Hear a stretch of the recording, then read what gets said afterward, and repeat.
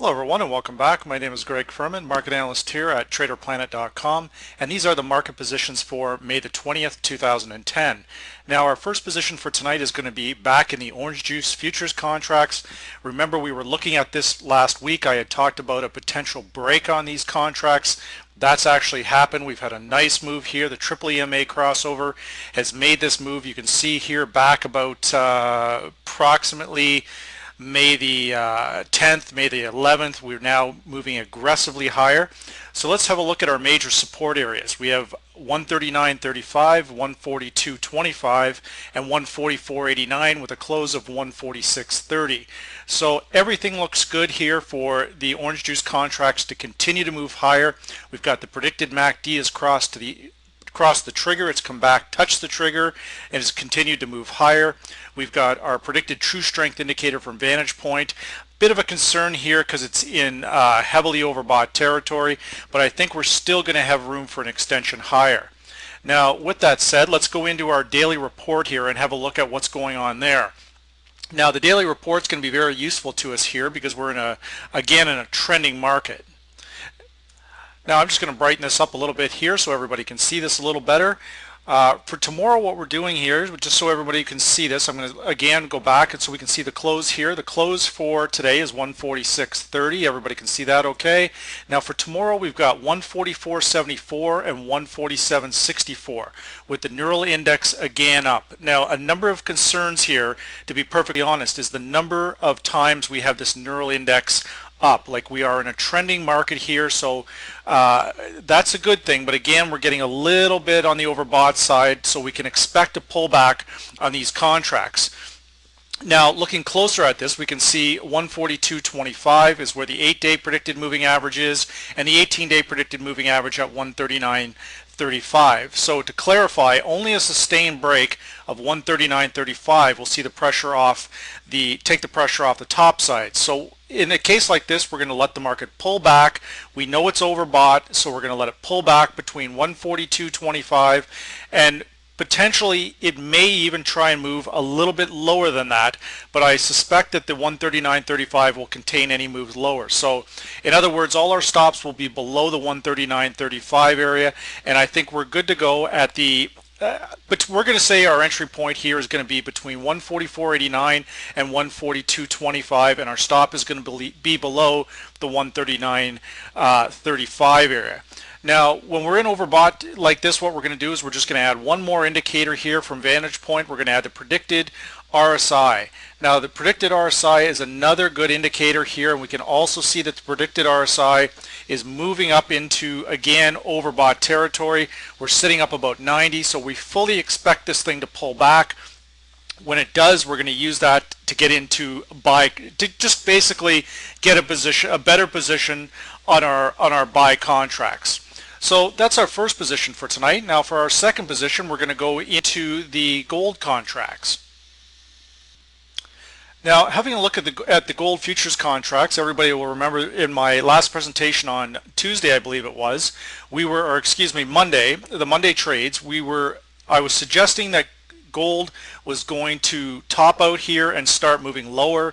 That was actually accurate. I based that around the Vantage Point software being the indicators from Vantage Point were extremely overbought, and I also had this indicator from Vantage Point, the predicted true strength indicator. This can only be found on the Vantage Point software. When this crossed over this trigger, that was a big warning for me that gold was going to reverse. So what we're having now, to point this out, the triple EMA crossover from Vantage Point took place basically around the beginning of April. We've moved from the 1100 mark all the way again back up to this 1240 area. Now we can see that we've somewhat capped out here and we're starting to move lower. So what we're going to do here, what we're going to do now is we're going to look at the short, the medium, and the long-term crossovers to see, what's actually happening on these time frames.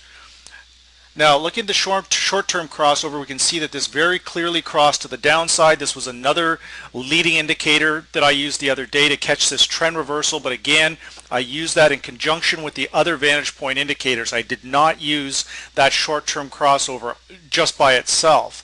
Now, looking at the medium-term crossover here, We can see that it's getting ready to make the cross, but it hasn't made it yet. So again, the primary trend on gold is up, but the short and the medium term are suggesting it probably has room to move a little bit lower. Now looking at the long-term crossover, we can see that we have absolutely no crossover here, so that is a bit of a concern for further shorts. Now what we do from here is we can identify the short and the medium term. Gold is likely to continue to move lower. We're looking for a sustained break of the 1198 area. That's the 18-day predicted moving average. We've essentially, we haven't quite got that. We can see that we've closed at 1193 here today. So the 18-day predicted moving average is under pressure, but it still hasn't given way. So for tomorrow, we've got the Neural Index down.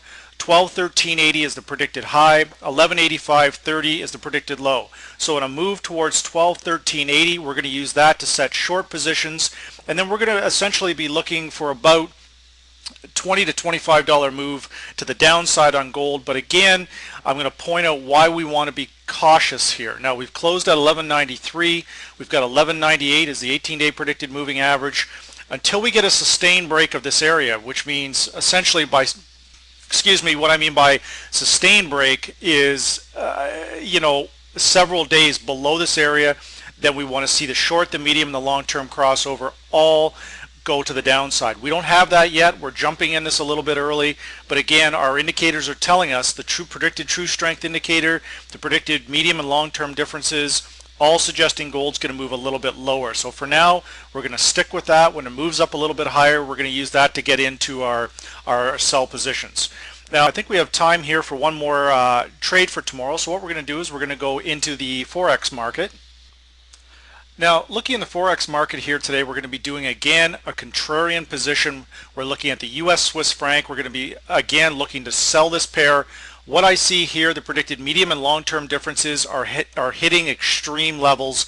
Essentially what that means is that the primary trend is still up, but it's going to correct lower. Now what I've also talked about repeatedly is the further the market moves away from this 18-day predicted moving average from vantage point, the more likely it is that it's going to retrace to it. So you can see here that we've closed at 115.07. Our 18-day predicted moving average from vantage point is 111.12. That is a huge price gap. We have the predicted MACD from vantage point clearly in overbought territory, as is the predicted true strength indicator. So now we've identified why we're going short. This is a risky trade, I'll point that out, but probably better than 85–90% of the time when these signals align, the market does move in that direction because it's so overbought or oversold. So for tomorrow, we're looking at 115.37 and 113.86. So in this particular case for tomorrow, we're going to be allowing the market to move to 115.37, where they're going to be setting our short positions. Stops are going to be set in this particular case 100 pips away, 116.37. Our target is going to be 113.86, so we're looking for a good 150 plus pips here is what we're after. So we're looking to catch as much of the daily move as possible. Now there's a lot of rumors going around that the Swiss intervened in the currency markets today, and you know what? I hope they did, because if they did, chances are the market's going to blow it off, and the Swiss franc is going to gain that strength right back. Every time the Swiss National Bank has intervened, it's been a very short-lived thing, and the Swiss franc has continued its strength. So we'll see what happens here. Again, somewhat of a risky trade, but I based on the vantage point indicators and ignoring all the other market noise that's going on out there and just looking at what the program is saying, if nothing else, US Swiss franc is highly likely to retrace. So again, we're targeting back once we get this breakthrough. If we can break through the 114.19 area tomorrow, we've got a good shot at getting towards this 112.83. So again, short positions, somewhat risky, but for now I kind of like them. So those are the positions for May the 20th, 2010. And again, my name is Greg Furman, market analyst here at TraderPlanet.com.